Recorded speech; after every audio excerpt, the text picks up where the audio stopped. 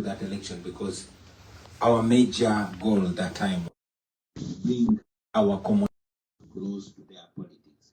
You see, we come from a country that for a very long time has made an effort to disassociate politics from the common people.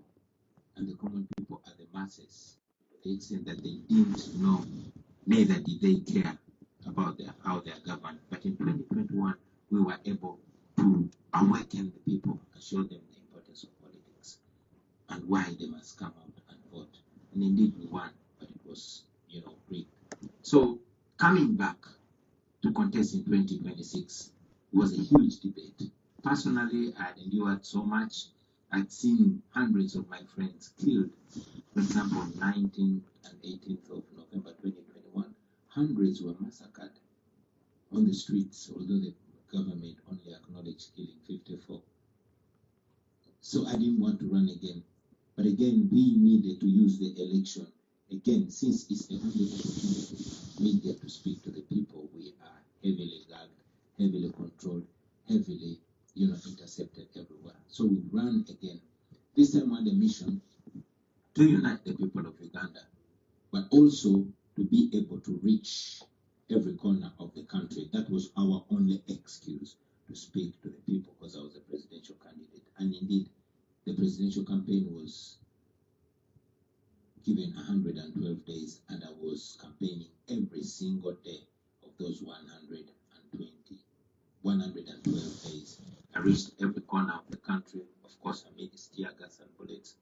And we were able, to once again awaken the people of Uganda. Of course, it called for more brutality now because the people were more charged.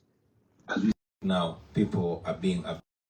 As a matter of fact, as soon as we cast, my wife and I, as soon as we cast our vote, returned home, we were immediately surrounded by the military. We knew it would happen, but this time it was more, because by the time we had the election, the internet was switched off 2 days before. Radios and TVs were switched off, those that were not pro-regime. Journalists were ordered not to cover the election. As usual, international observers, those that were not compromised, were locked out, and we went into the election. So here we are, my wife and I, locked up in our house and surrounded by the military. The following day, we were raided by the military on the orders of the Chief of Defense Forces. And that night, because I had learned a lesson in 2021, I had anticipated that raid. And our friendly people within the forces had warned us that there was an order from the Chief of Defense Forces, who is the son of the president, that I should be disabled fundamentally. Whatever that meant, for me, it rang a bell. So I played a ninja role and disappeared. And disappeared from my house. We call it rubber dub style. On the 16th, they didn't get me, but that day they did not break into my house. I remained at large. I wanted to be able to charge up my people, to be able to communicate, because I knew they would lock me in my house, cut off the internet, and isolate me from the rest of the world. That went on for another week. Now, on the 23rd of January 2026, after looking for me for a week and a few days, and they couldn't find me, the son of the president got so angry that he raided my house. This time they broke into my house, found my wife, beat her so bad. They beat my family members. They stripped my wife naked. Meanwhile, they were filming and taking pictures, the same pictures that later on Museveni's son, who is the Chief of Defense Forces, tweeted in his, usual tweets, erratic tweets, for lack of a better word, saying this is Bobi's wife when we captured her. Now, those who don't know Muhoozi Kainerugaba, let me give him free marketing. Please follow him on Twitter. He's Muhoozi Kainerugaba. It will help for you to see what he does. Many of you know about the story of Idi Amin. We have a new one who is more crude. He does not pretend, unlike his father, he does not pretend to be a good dictator. He said on Twitter that he would abduct my bodyguard, torture him, and he did that. Stripped him, shaved him, his beard and hair, and put him on Twitter. He does that. He has bragged for killing 23 of my friends, and he was looking for me to be the 24th dead body. He once again also ordered me to show up in 24 hours or they will find me and kill me. And when I didn't show up, he gave an order publicly that I should be delivered dead or alive. He also ordered publicly that I should be castrated. So the military and the police mounted roadblocks everywhere in the country. He wanted your balls. Looking for me. Yeah, looking for me. When they didn't find me, they kept raiding my friends, members of parliament and all that. He raided the home of my personal assistant when he didn't find me, because he was looking for me. When he didn't find me, they abducted the wife and kept her in a military barracks for 37 days. And in these days, we don't know to the extent what exactly took on, but she told us, among other things, that they removed her contraceptive, her IUD from her. This is a military barracks, and many other things. So knowing that, I knew that the first time they get their hands on me, I was a dead man. Once again, I played James Bond, and in a Robert of style, exited the country, and here I am. Yeah. Thank you for sharing that. I mean, I think many people are very grateful that you're here today, but it's also, I know, a heavy weight to be in exile. So I wanted to ask, how are we doing on time? I have a few questions, and then I'll hand it over. I mean, just building on these terrible stories of violence and harm, what does keep you going? What makes it worth it for you, especially if you feel like you can't be safely in the country at this moment? Hope.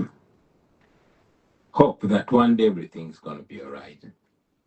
And the belief that oppressed people can stay oppressed forever. I mean, we look back in history where we are, so many countries have been there. Kenya was there in the days of Moi. Many other countries have been there, but with the persistence of their citizens, they win. And also the enormous support that we enjoy. You see, while many people focus on my own challenges, but I must say that I'm way better than those that we struggle together with. For example, I mean, I have international attention on me, and I'm more like having a spotlight on me. My challenges tend to be shared many times. When I made my way to I have the luxury of having a passport and a visa and affording an air ticket or having friends that can get me an air ticket to get out of danger. But even when I come to the diaspora, for example, I ran out of my country. My wife left first. We are here in a foreign land, with our 4 children, but we are being embraced. One thing I did not mention, that when the military raided and beat up my house and she ended up in hospital, she escaped from her hospital bed to be able to leave the country. Meanwhile, the military took over my house.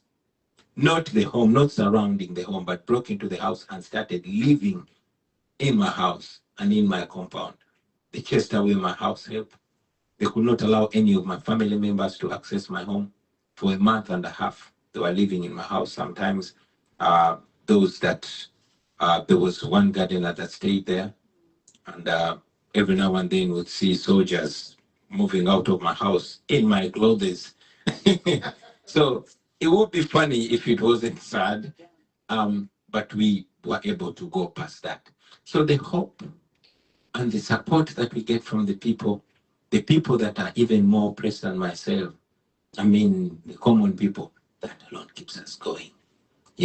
When I was in hiding, I would just show up in people's houses and they would, let me in. There's this one time when I was moving with my mask and showed up, whenever I show up, I say, It's Bobi Wine. Shh, everybody fits in. I mean, it's like we have known each other for a long time. There is this Muslim woman whose house I ran into while they were chasing us. She screamed, "Oh my God!" And I said, "It's Bobi Wine." Suddenly she went quiet. I know. So for me, that is one thing that keeps me going. The faith that people have in this that we believe in, the support that we enjoy, the fact that the millions of people are involved in this, young, old, men, women, rural, urban, educated, uneducated, everybody sees this as an opportunity for us to get together and overcome it. The struggle has been taken from the intellectuals way down to the masses. It has been owned by the people, the border riders, the farmers, the barbers, the vendors in the market. That alone gives me hope that this is going to go well and we're going to win. So that alone is one fuel that keeps me moving and moving. Thank you. So I'll ask my last question, and then I'll open the floor. I was supposed to be moderating a conversation with activists from Tanzania recently, and for their own security, we had to cancel the discussion. And so I wanted to ask kind of what your assessment is of the landscape across the Great Lakes region, East Africa, and even across Africa or the world, whatever level resonates for you. I mean, Uganda is in some ways not exceptional. Your story, your individuality, the movement is exceptional, and yet we see this sort of democracy needing to move into movement rather than be able to contest elections, authoritarians, validating election results that seek to give themselves legitimacy. People talk about backsliding, they talk about rising authoritarianism, but you're sort of at the front of the mind. Like, what do you see in the region, and what do you think is going to happen next with the young people? Thank you. Uganda is not a special case. This is a challenge that is in not only in the Great Lakes region, but all over Africa, and it's very sad.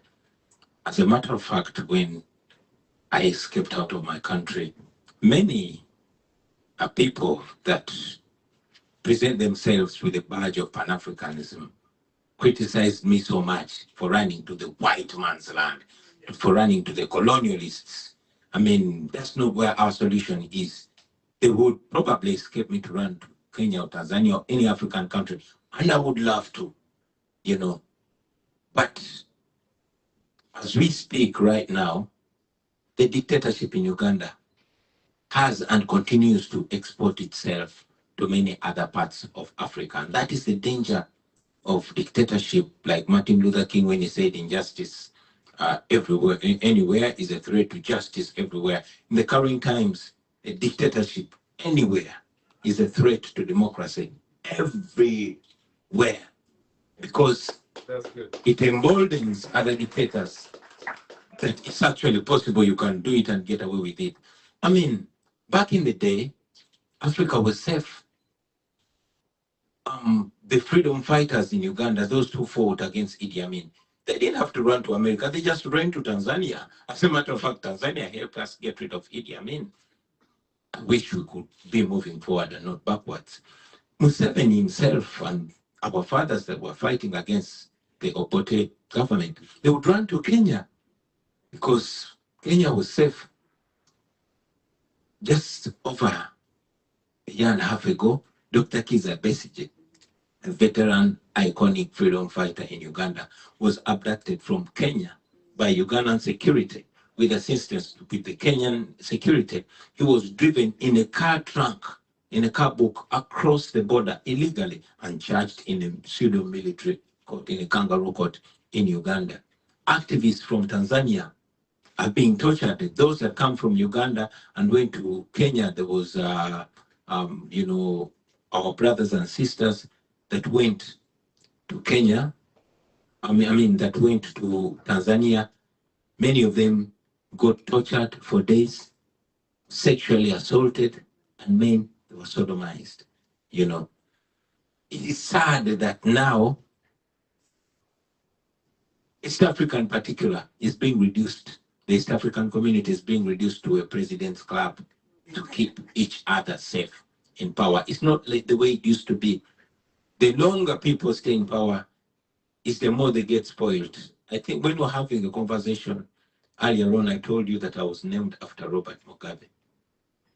He was a prized revolutionary.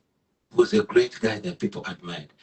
Unfortunately, by the time he died, he had degenerated to a despised dictator. And over the time, it was no longer pride to share a name with him. That's why I even changed my name to Bob, because Bob was better than Robert, although it meant the same. So my point here is that the region is not as safe as should be. We find ourselves running away from home and running much further from even the continent because it's not safe at all, because democracy is dying, because dictators are looking out for each other and trying to squeeze life out of all those that try to empower people and try to keep the democratic candle burning. Yeah. Thank you. All right, the floor is open. I'll ask that you please keep your questions rather than speeches, and please keep them brief and introduce yourself. Is it okay if we take two at a time? Because I see we have a large audience. Okay. So we'll start here in the front, and then I'll come to the next person in the front, and then I'll go to the back, and we try to be democratic and inclusive. David. Thank you so much for your... Could you stand just so everyone can hear you? My name is David. I'm a second-year grad student at Harvad. I'm actually taking a class with Dr. Marks now. And we watched your video in one of our classes where you were singing. And my question actually borders on that. And, you know, it sounded very Christian, right? I saw very Christian, right? Christianity, like you do so much on Christian imageries, basically. And even right here, you've mentioned things like gospel, servant leadership, and things like that. Yeah. And so I just wanted you to maybe talk about, is there any influence that Christianity has had on you in this movement so far? Or how are you actually drawing on these influences? Because I know that Christianity is probably 80 to 84% of the population in Uganda. So what does that actually do to your activism? And also, one of the things that we know within activisms like this is that there are a lot of people who often are against religion, who think that religion is part of the reasons why people are actually choosing this dictatorship. Is there anything like this also in this movement where people are against that? Or maybe just the paradox of that religion within your okay, very interesting question. Let's take one more from the gentleman in the hat. Yes, thank you. Yes, my name is William Nyende. I got a master's in health informatics from Northeastern and an IT degree from Northeastern. When I was doing my master's, they taught us how to summarize 600 pages into a picture. Okay? And it has to be one page and it has to be a picture. So now, may I request that you do not interrupt him as I ask him this question, please? So the question I want to ask you is 600 pages that we need to summarize in one page, and that page has to be a picture. And this is what I think the problem in Africa and in Uganda is. Here's the question. How do we use constitutionalism to fight the power in the bearer of the gun? Thank you, sir. Thank you. So we have a question on the role of religion in your movement, and a question on constitutionalism, fighting the barrel of the gun, or military power. Thank you very much. I like the question. I sound very Christian. Do I? I would not look at myself as very Christian, not even very religious. I respect my religion. I was assigned Catholic at birth, you know. I know many others are assigned Muslim and all that. It was not our choice. But it's not a bad thing though. So, and especially the teachings For example, you ask if I draw inspiration from Christianity. I think I draw inspiration from Christ and the message of servant leadership, of decency, of truth, of honesty, of respect. It's Christianity is humanity. And just like Islam is salam, is peace. Just like other religions, I draw so much from religion. Whether I'm very religious, I'm not sure. Whether it is the solution, I'm also not sure. As a matter of fact, I am more unsure about religion right now than it was. We have in Uganda the Interreligious Council. This is supposed to be the highest moral body that holds people morally accountable. Unfortunately, and with so much respect to them, I see them in the firm grip of the dictator. These are people that, sworn in Idi Amin. These are the same people that legitimize a dictator that murders people for fun, that mows people on the street. And you won't hear them calling them out. It became even more unfortunate about 2 days ago when the Archbishop of the Church of Uganda came out under so much social media pressure and said, yo, I'm not here to save you. Actually, I operate otherwise. I don't operate like John the Baptist, because John the Baptist ended up being killed. You understand? I don't have to talk about everything. Some things need silence. Now, this is silence in the face of oppression.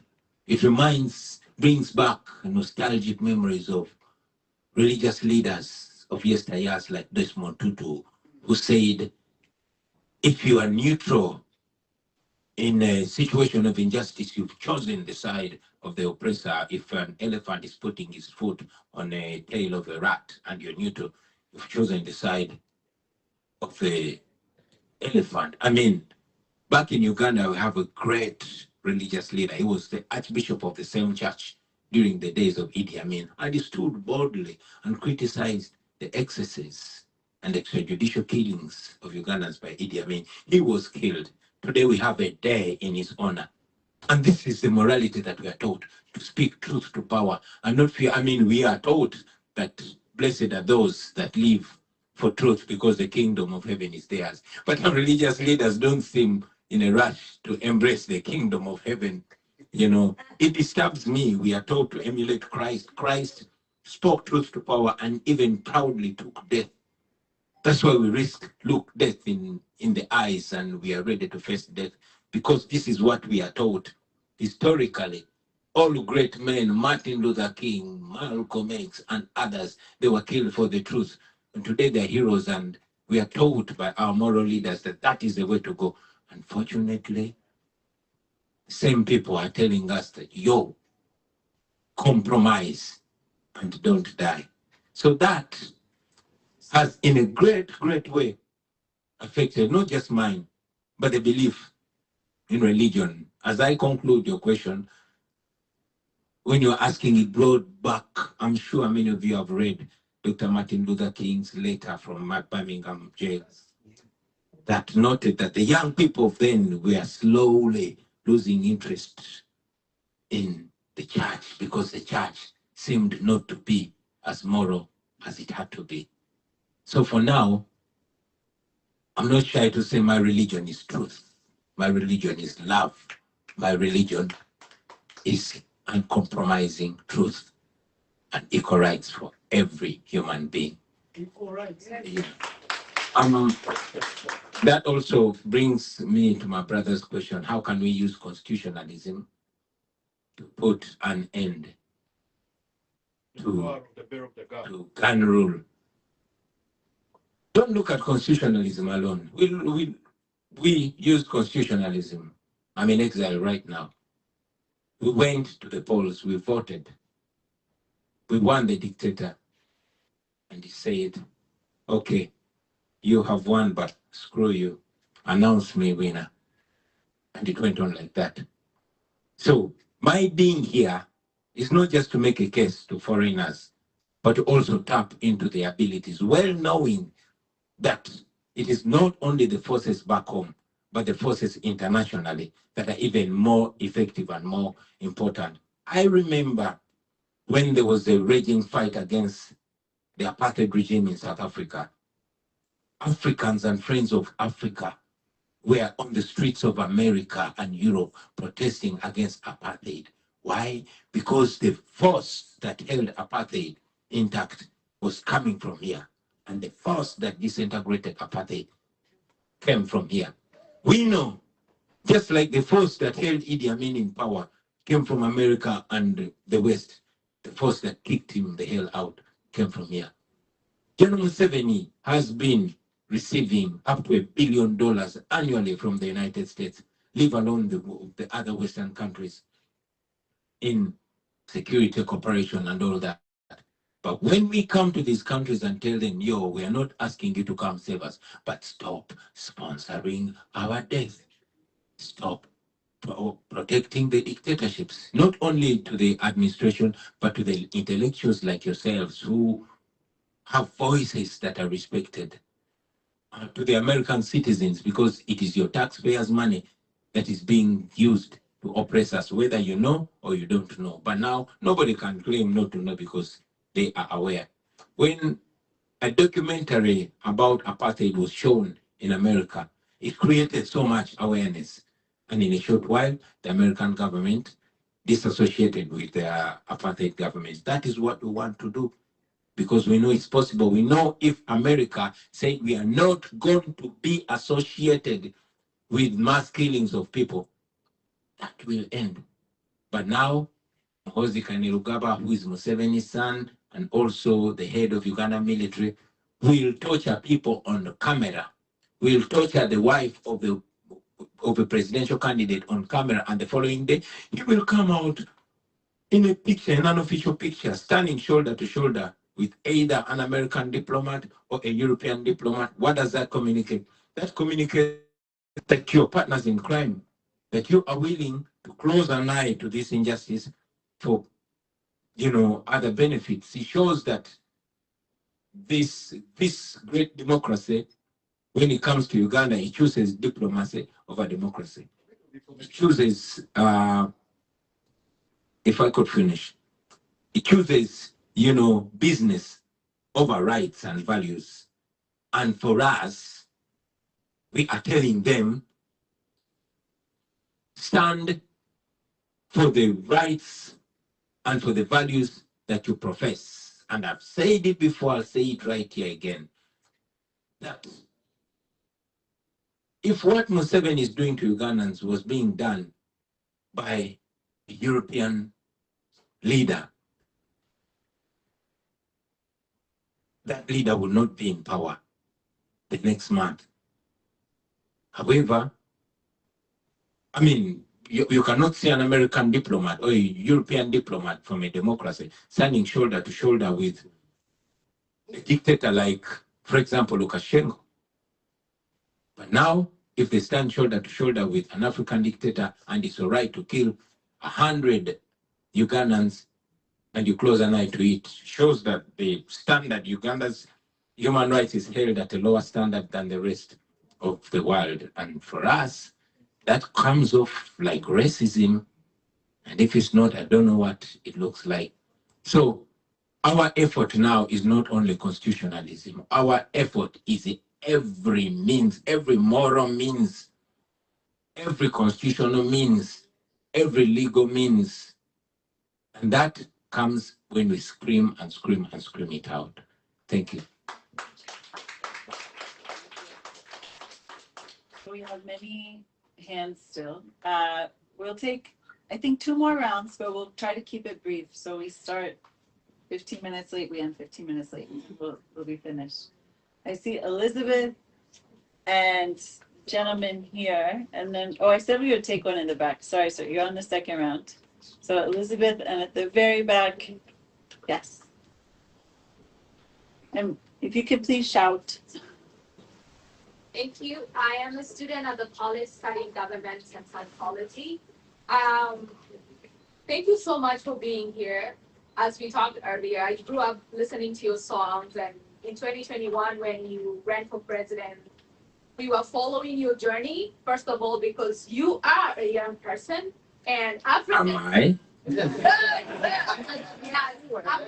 Africa needs young people, and I think that's one of the reasons why there were overwhelming majority of young people and a lot of people in Africa following you.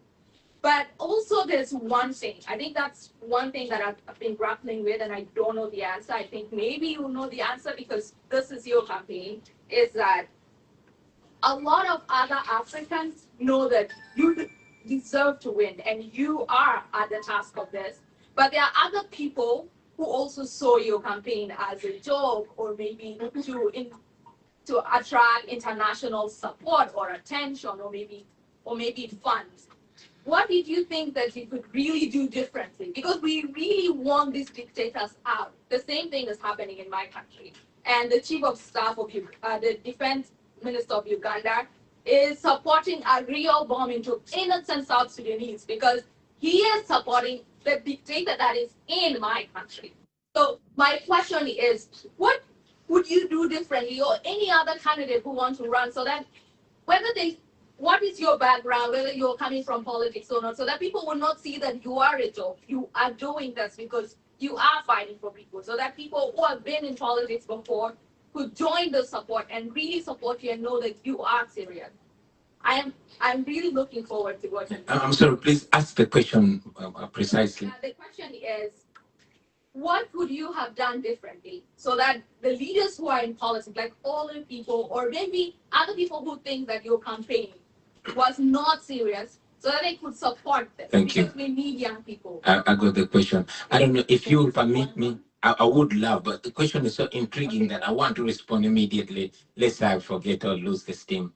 Thank you very much. That's important. It had two parts. First, there are those that see the campaign that we run as a joke. Believe me, when you fight corruption, corruption fights back. When you fight dictatorship, dictatorship fights back even more ferociously.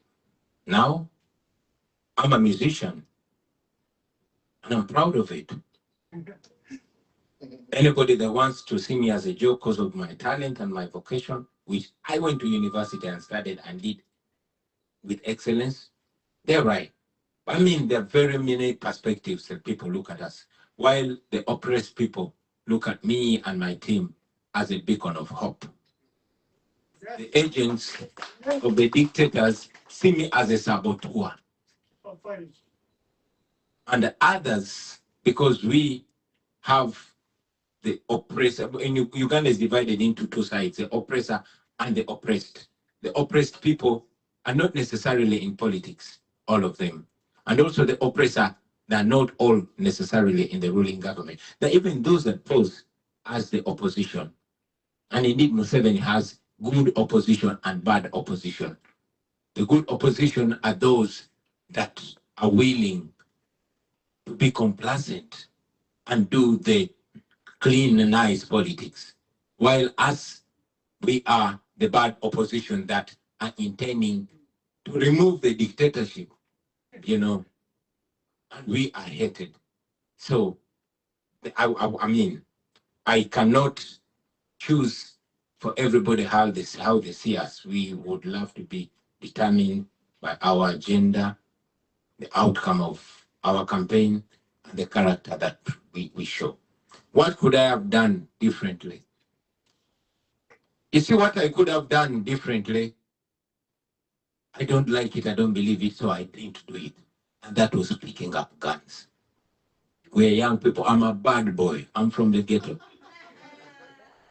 And indeed, many have come to us saying, Bobi, you are young, we are many, we are desperate, we have nothing to lose but everything to gain. Let's pick up guns and beat up these sons of bitches. I said, no, because violence only begets violence. Historically, I've not seen anywhere where violence takes over and you get a smooth democracy. Our desire is to disempower the guns and empower the people. So we would be another group that comes in forcefully and filled with entitlement. But if through this our struggle we disempower violence, then we have empowered the people. We want to change. I mean, we come from a country that has never seen a peaceful transition, transfer of power from one ruler to another. Since independence, 1962, that is 63 years ago. We want to change that in this, our generation. That is why we chose to take the long, painful, but moral path of non-violence. So we could have used violence, but we chose not to, because also we know that General Museveni has been in power in Uganda for 40 years, and he is a violent guy. He believes in violence. So he has, taken all these years stockpiling weapons. We chose not to take him to an area where he's an expert. We wanted to demystify violence by being non-violent. And that rendered all his stockpile of weapons useless. I mean, I'm a guy that shows up with just a microphone and he has no idea how to deal with us. He put me in jail, it got nasty. He releases me, he's in problems. So he's damned when I'm in jail, he's damned when I'm free. No wonder they resorted to abductions and killings and all that. So we could have taken the violent line. We chose not to. We chose non-violence because it has worked in the past. It's hectic, it's painful, but we know when we insist, it will not only work in Uganda, but it will become the new normal for Africa. It's time for constant killing each other is over. Thank you. Okay, we take Sherry at the back and this gentleman in the vest, and then we'll close.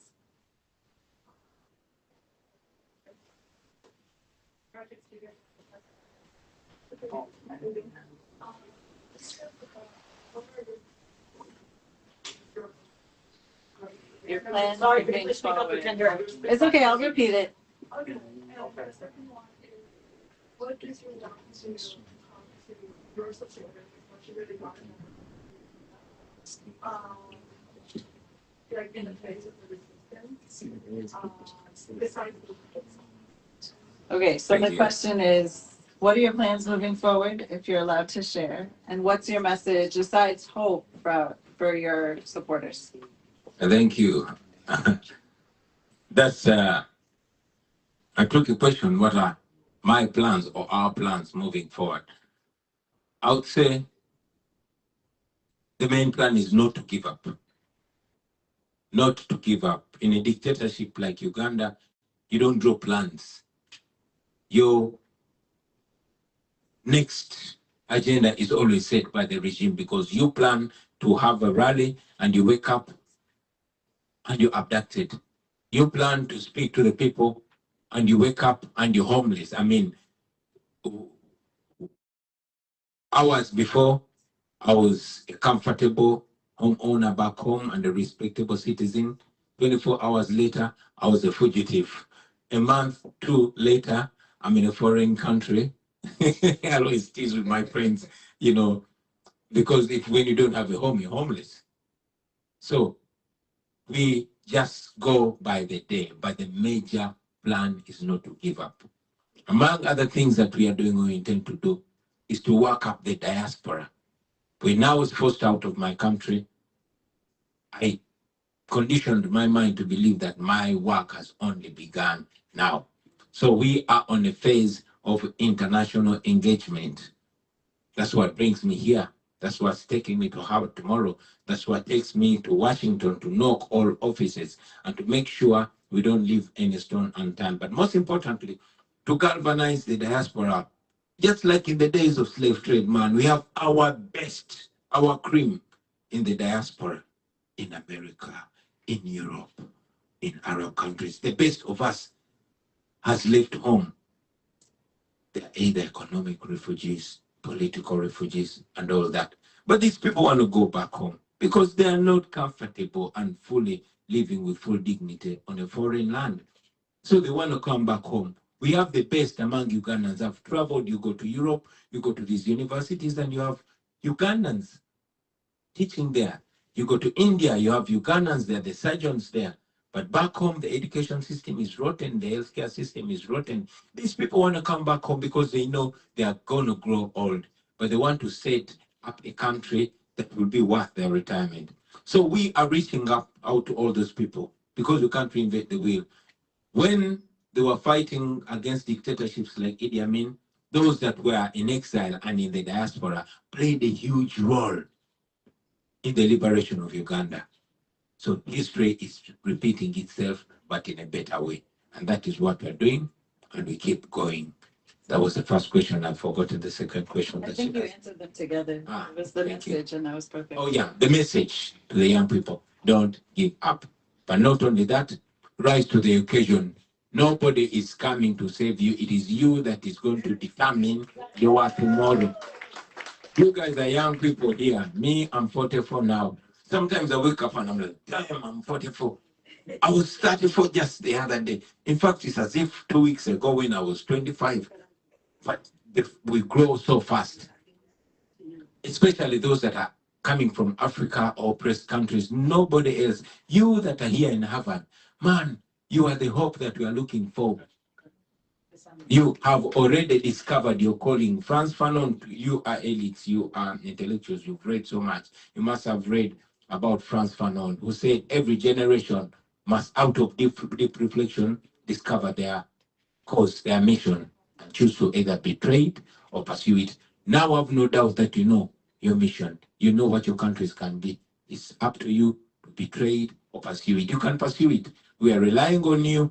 Me, I'm here. I'm only speaking this, but I'm not an intellectual. I came to run for president when I didn't even have a university degree. You are the intellectuals of Africa. You must help yourselves by helping your people. That's a country, whatever country you come from in Africa or in any other oppressed country, you will have to go back. So play a role, rise to the occasion, and lead. People like Kwame Nkrumah, people like Mugabe when he was still a moral person, people like Jomo Kenyatta, they started from here. What they got from here came back to Africa and earned us independence, came back to Africa and earned us better. Are you telling me you are not the offsprings of those people? Yes, you are. So it is your time to be the Kwame Nkrumah, to be the Mandela, to be those great revolutionaries that changed Africa. Thank you. I'm sorry, but I think that's the perfect note to end on. We've gone for over an hour. We've gone 15 minutes past our time, and I know that probably everyone wants a photo. I don't know if you're okay with photos. Please join me in thanking our guests, everyone.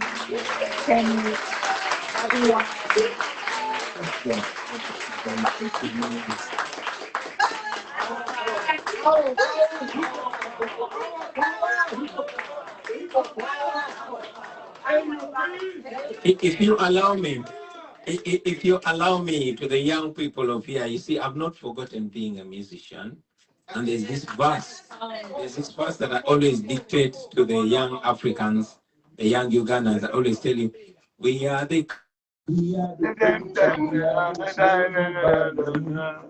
youngest nation in the world. We are the leaders of the, and the future is today. If we only come together, we can change our destiny. We definitely can and must change our destiny. Thank you.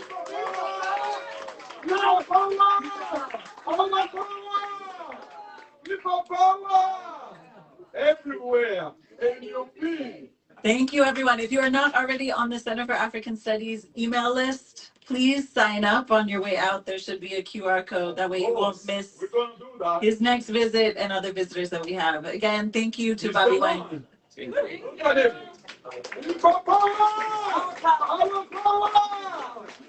got him. We got him.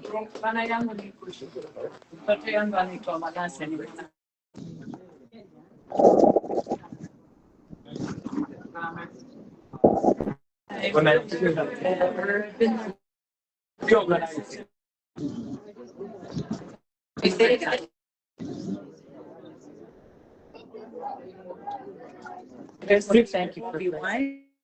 And it was about the democracy, the future of activism in Africa, and of course, the special reference to Uganda. That's so great. Okay, that's what I think. So we can do. Asante sana. Sana. Haya. Na karibu basi.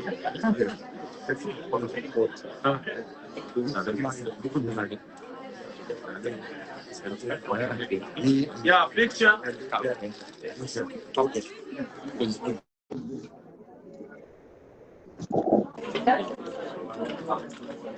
Oh, sorry. Sorry.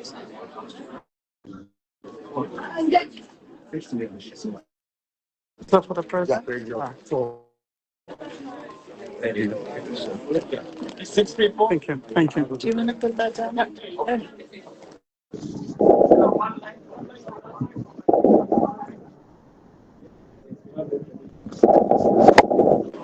Cameraman. Then. There's the man. 6 people.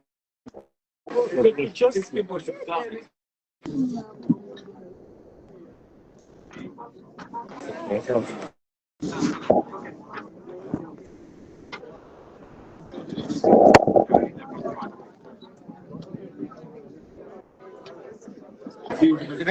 No, I'm here.